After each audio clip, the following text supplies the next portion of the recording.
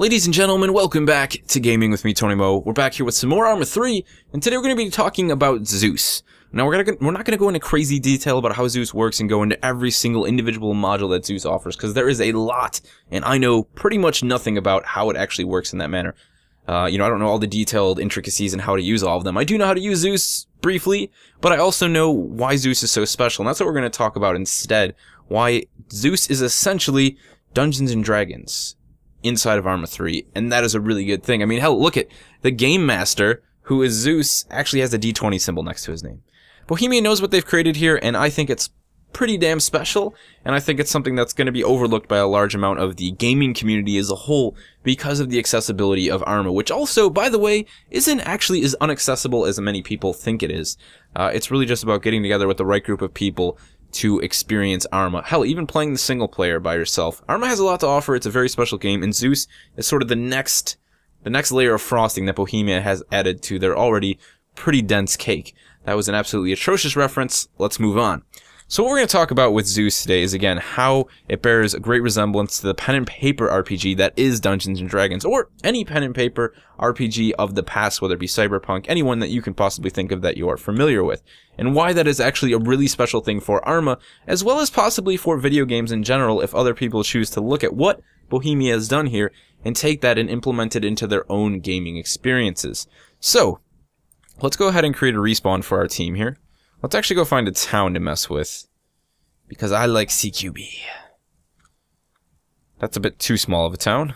Let's zoom out. Let's zoom out. I know we can go into map mode here, can't we? Alright, let's head over to... I've actually created a respawn for me for whatever reason. The game seems to do that. Again, I'm not exactly 100% sure on how Zeus works. If you want to know a little bit more how Zeus actually functions, I would recommend checking out Tactical Advance's video, because he actually went and did a pretty detailed look through on Zeus. I mean, he didn't cover it all. It would take you about 3 hours to cover everything that Zeus can do, but he covered a really large chunk. So if you want to go check that out, I'll have it linked in the description below. But okay, we're going to make use of Sophia here. Nice little small town.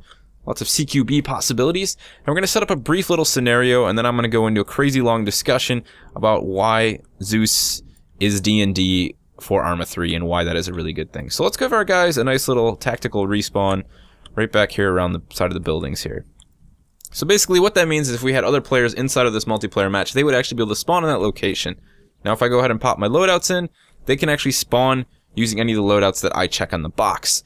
So we're just going to go ahead and hit OK there. We didn't actually need to put one of those in. What we're going to do next is we're going to spawn in one individual unit that I'm going to be able to take control of. So we're going to go ahead and we're going to spawn in a recon soldier, and we'll go with the recon scout. We're going to go ahead and slap him down right there.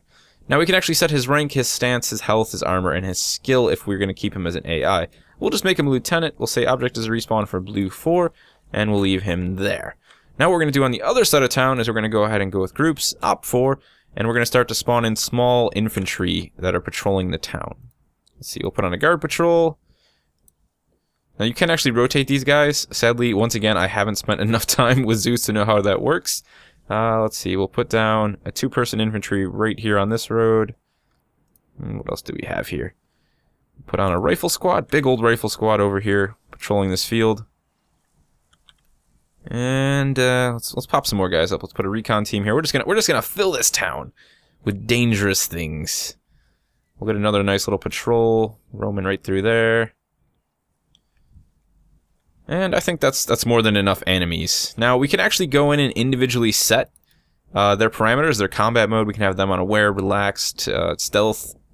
So we're going to go ahead and leave them right there. We'll just say staggered. We're going to leave them all the way they are. By default, they are on aware, so that's good enough for us. But now you should be starting to get a taste of why I said this was like D&D. You know, why this is Arma 3 D&D, essentially. I am the Game Master. I am Zeus, right? There are other players if we were playing multiplayer, which is, I think, the way that Zeus is used most beneficially. Yes, you can play it by yourself and you can have like this RTS, but the fact is Arma 3's AI isn't actually that great. So when you put AI against AI, it's not actually as fun as you'd think it would be. At least I didn't find it fun when I started messing around and doing that earlier on today. It was kind of just like, they don't really take cover, they don't really do much, they just kind of stand there, and it's really terrible to watch. But if we had other players in the game, as I was saying, I am the Dungeon Master, they are members of my game, and I'm going to create a story for them. I'm going to create an experience for them inside of Arma 3 using Zeus. That is where things get special.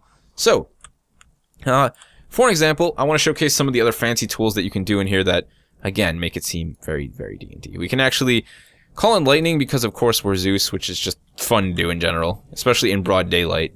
I mean, how terrifying would it be, broad daylight, lightning? It just doesn't happen, you know? I mean, it does, but not when the weather is nice and clear like this. Speaking of weather, we can actually change the weather. So if we go ahead and we slap one of these down, we can make it rainy, we can make it stormy, we can make it cloudy, we can make it overcast. But we're going to go ahead and make it nice and clear because, you know what, it's snowing here where I live, and I've had enough of the bad weather. We can also skip time to move through to nighttime if we wanted to do so. We can add post-processing weird effects like that. Again, things that are going to allow you to set the mood, the ambiance, the atmosphere for your story that you are telling, that you are pushing your friends through on the battlefield. More D&D elements right there. We also have audio, so we can actually play music and radio messages. So let's see, we'll play some tunes. What do we have? We'll play stealth. Let's see, we have the recon. We can turn up the music volume a little bit. So now we got some nice stealth music. So let's go ahead and hop down. We'll take remote control of our recon scout here.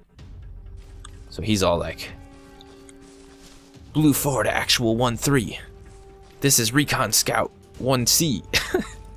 Moving through the town of Sophia currently. And yeah, you know, just imagine you have all your friends on the ground actually. As the, you know, it's... Zeus is all about, you know, the DM being able to make the experience, which is just how D&D works, you know? People can play D&D for the first time and they can think it's absolutely terrible because they had a poor DM. They had someone who wasn't experienced, who didn't know the full potential of it. And it's the same way with Zeus. The more someone spends time with Zeus and understands how it functions, the better the experience they're going to be able to create for their friends is going to be. But I guess let's push through the town a little bit. Now, as Zeus, we've just taken control of this soldier, so we can't modify his loadout, we can't really do anything like that. And when he dies, we'll just go back to being Zeus. But what this tool allows you to do is scratch one is to actually, oh man, to actually engage with friendlies. You know, maybe okay, everything's set up. Hey, I want to go in with my friends on this battle. So let's go in as Zeus, take control of one of the infantry that I've spawned in the friendly infantry units, and actually assist my friends. Or you can actually take control of the enemies and be a complete dick, and you know, spawn in a sniper somewhere on a ridge somewhere and start taking pot shots at them just to scare them, just to put a little bit of added tension. You know, calling an airstrike on top of them just to keep them on their toes. There's so much you can do here in terms of just creating these individual, you know, experiences, and that is where Zeus gets really special. Now imagine Zeus being implemented into other games.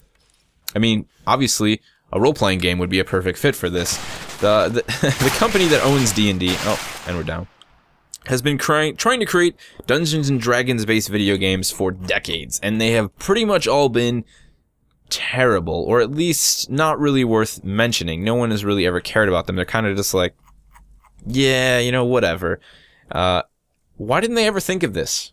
Why didn't they ever think of just like, how do we translate the things, the freedom that you get from a paper and pen RPG to a video game setting? Why don't we make a sandbox world, allow one person to be the DM and create all these things? They didn't think of that, but Arma did.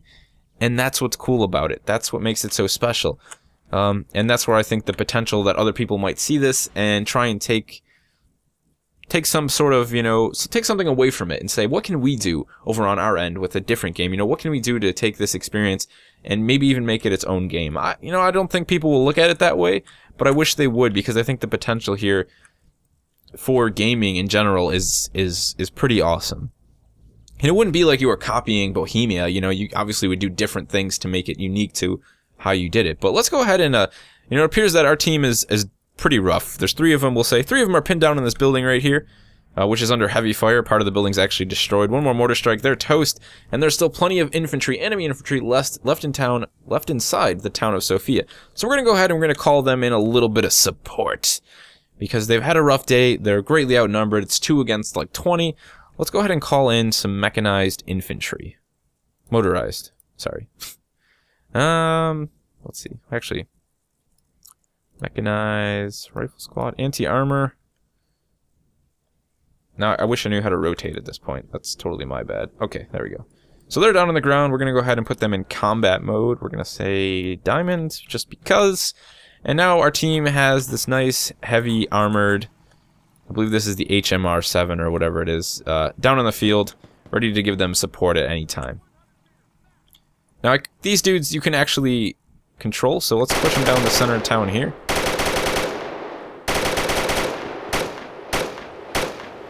So we're going to send them on our way to start doing some damage to the enemy infantry here. So our 2 guys inside of this building can extract safely through to Sofia to the other side of town to victory, where they're going to have to move on to their next objective. Now, of course, this just keeps going. It's a sandbox.